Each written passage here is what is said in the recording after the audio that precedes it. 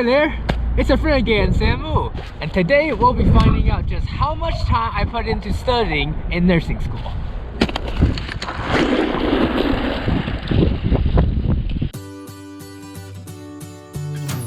Hello， 大家好，我是温六。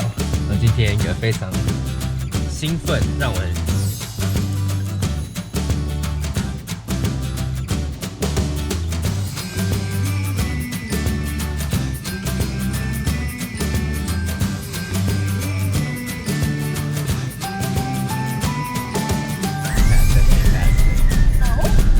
，Yeah， 他在这里。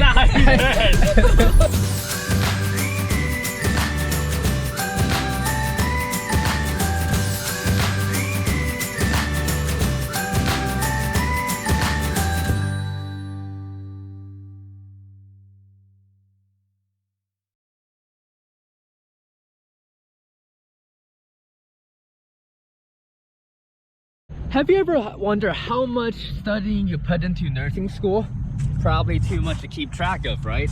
Well, humans do have a tendency to, overestimate how much work you do. So I decided that I would just figure out how much time do I actually put into nursing school. Well, for the sake of being scientific, evidence-based, and the fact that I am currently in the nursing research course, I decided that I will I'll present this information in the format of a journal article, but also in the format of a YouTube video. And speaking of journal article, I just remembered that I still have my lit review that I'm not quite finished yet with the rough draft that's due next week. I sometimes wonder to myself why I torture myself like this. Oh well, it's all in the name of science and making YouTube videos, right? So let's get to it. The research problem is that we say that we study a lot, but we don't actually know how much we studied. There's a gap in the knowledge. The research purpose is to figure out just how much I study in nursing school, and because of that purpose, it makes this a descriptive research, because I'm exploring and making descriptions numerically without investigating in relationships or cause and effects. I did some review of literature by watching some YouTubers who are Taiwanese college students in prestigious university talking about how they study in a high academic load setting. Another thing I looked at was this article published by the Monthly Labor Review on how employees tend to overestimate how much they work by 5 to 10% each week. And I wonder if that also happens to students as well. Now this study doesn't really need a properly set up study framework, so I'm just gonna go ahead and skip this part and spare myself some brain cells trying to develop a study framework for a YouTube video that no one's really gonna take too seriously. The research question is, how many hours does Samu, a senior nursing student, put into reading and comprehending the textbooks for each class? Now, while this study doesn't really require a hypothesis, I think it might still be a fun thing to take a little guess on how many hours I study. So I grabbed a friend for a quick, not so serious, little silly hypothesis. Hello everyone, I'm here with my good friend here. I'll let her introduce herself. I'm Izzy Robinson, I'm a senior nursing student. Alright, hello Izzy. So here's the question. How many hours do you think Samu, a nursing student, has put into reading textbooks throughout the start of the spring semester till now during spring break? How many hours is he? I would say at least 50 hours. At least my guess. 50 hours. Yep. Alright, that's our hypothesis. Samuel has devoted 50 hours so far into reading textbook. We'll figure out if that's correct or not. We'll see you later. The basic design of this study is simply recording down the hours I spent studying. Now this studying really refers to reading and comprehending the readings I'm assigned each week, which for different books I have different methods. But for now, you just have to know that studying is really just pre-lecture work where I read the textbooks and familiarize myself with the material using available resources. Therefore, the conceptual definition is effort on studying, while the operational definition is hours spent reading and comprehending textbook materials. And by the way, to spice things up, I also included our assignments for ATI Capstone and simulation just to see how much time I spent on it. So the population are nursing students, and the only subject/sample in this study is me, Samu. Totally not sketchy at all. The setting is a natural environment where I study, which can be my home's dinner's table or the library front desk where I work at. The method of measurements is using my watch to time myself whenever I'm doing my pre-class reading and work. And after I time myself, I'll record down my time on a sheet of paper. And do not worry, I've made sure that I have informed consent for myself to be in the study. Now, it's time to look at the results. To make things easier, I have put all the data I recorded down on the sheets of paper into an Excel document, and after that, I converted that data into useful graphs and charts so that we can better visualize them. Then, I made this lovely PowerPoint to show you the results. How much do I really study for nursing school? By Sam Wu. Spring break 2021. Let's get started here. So as you can see here, this is all the data I put up there, and you can go ahead and pause the video if you want to take a detailed look, but I'll just be going over the highlights in the next slides. First off, up is leadership roles and management functions in nursing. For 4.2 leadership, because at first I would take a look at the front of the chapter where there's objectives. I'll write them down and I'll read the book. After I'm done with reading the book and getting the knowledge, I will go ahead and write my responses to objectives. And then finally, I will go ahead and read the journal article that the online resources provided there.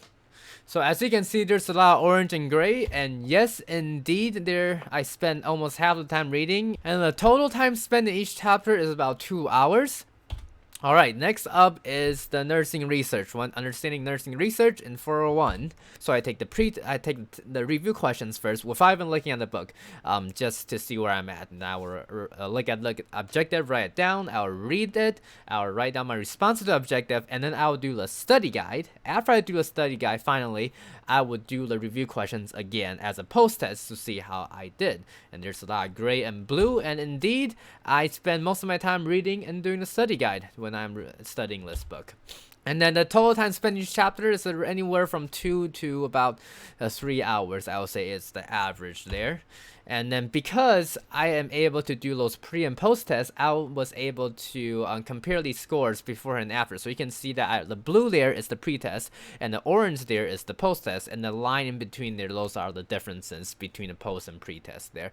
And it's pretty obvious that you can see that my post-test score are better than my pre-test score, which shows that those reading actually work and gave me some knowledge. Except for Chapter 6. I don't really know what happened there. Got a worse score after I read it. But oh well. The average is 14.73% of increase from pre-test to post-test there. Alright, the final class here is 404 Policies and Issues. This is our first book, Issues and Trends in Nursing. Write down the objectives, read it, and write down my responses to those objectives. And reading took up the most time there. For this one, it took about, any time between, I think, 40-50 minutes to read each chapter. And next, the second book for this class is Health Policies and Politics for 404.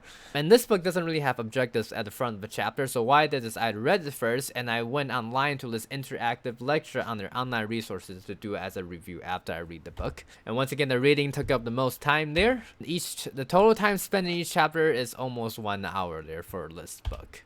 ATI, our favorite, right? ATI capstone. So I also did ATI as well.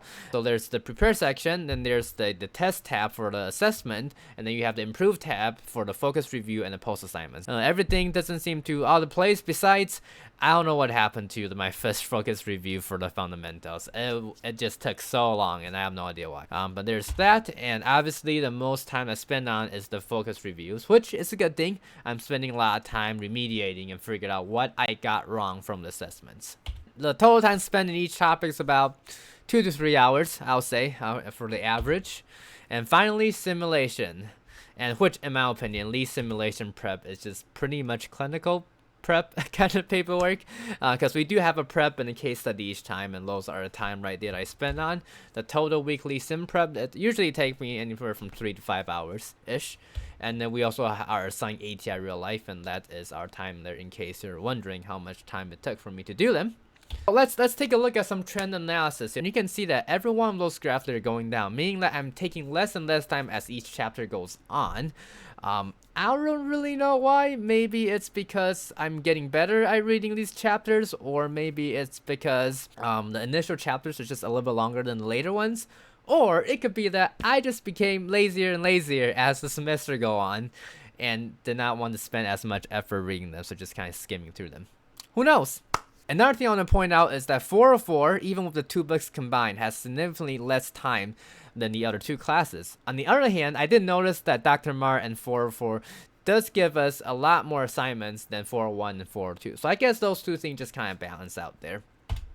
Alright, So how many hours does Samuel really study for nursing school? Also, which class took me the most time? Drum roll, please. Ta-da! A little curtain for you there. The total study time there. Yeah, there we go.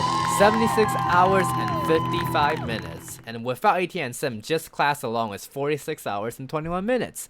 And the class that I devoted most of my time in studying is 401, Nursing Research. So, Dr. McDonald, if you're watching, I hope that you're happy and you're proud of me that I'm spending most of my time in your class there. So yeah, 46 hours. There you have it, all the results. Now, let's discuss the results, shall we? Are you surprised by them? Is that what you expected, the hours? So from the hypothesis that we got from Izzy earlier, I would say her estimate is actually pretty close. Since I didn't tell her that I also included ATI and Sim, which is equal to 46 hours, which that is fairly close to 50 hours. So good job there, Izzy. That was a really nice guess there. Now there are three major limitations to this study, okay? So first, the sample is very small. It's just me. So it's probably not a good idea to generalize this to all nursing students.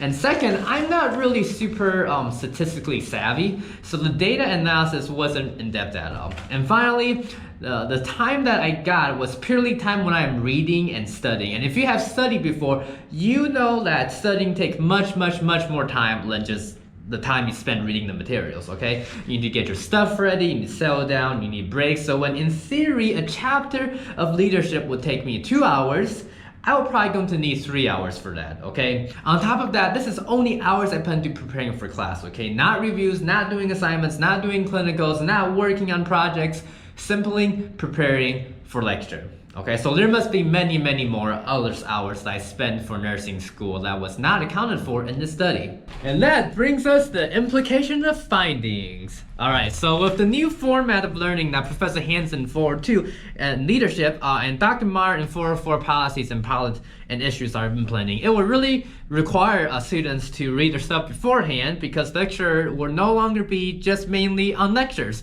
The class time will be focused on other stuff, which in my opinion, that's the ideal way that classes in college do work, right? Students come to classes and they're prepared, and then classes are devoted to answering questions, clarifying any difficult topics, and group discussion, right? But is it really going to be that way? So many curriculums seem to be set up for people who are going to be able to devote 100% of their time in school, including the nursing program at UD.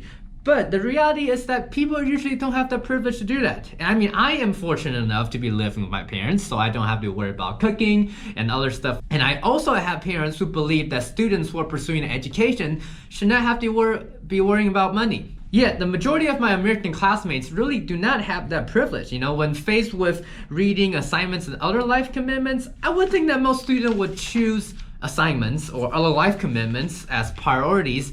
And then for the reading, they kind of rely on the professors to teach them that during lecture that were ideally supposed to be read beforehand. And I don't think it's a black and white thing, right or wrong, because, you know, I wouldn't go up to my friends and say, hey, you should quit your job, man. You should focus more on school because, come on, man, people have to pay their bills, pay their rent, or just pay for this education that they're getting.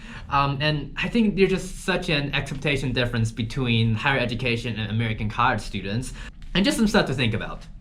In conclusion, we found out that I spent around 46 hours here studying from start of spring to spring break.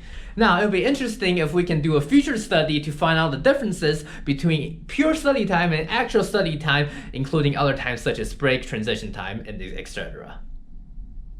Alright, that'll be it for the research for today, and honestly, after doing this little silly research, I began to appreciate researchers a lot more. You know, you really need to be looking at the big picture and pay attention to detail at the same time in order to plan and execute a well-designed research study. Anyways, I think that's enough for today. I hope you enjoyed the video, and I hope that you got a good review out of that as well on the research process. Now, don't forget, I'm your friend Samuel, and I will see you next time.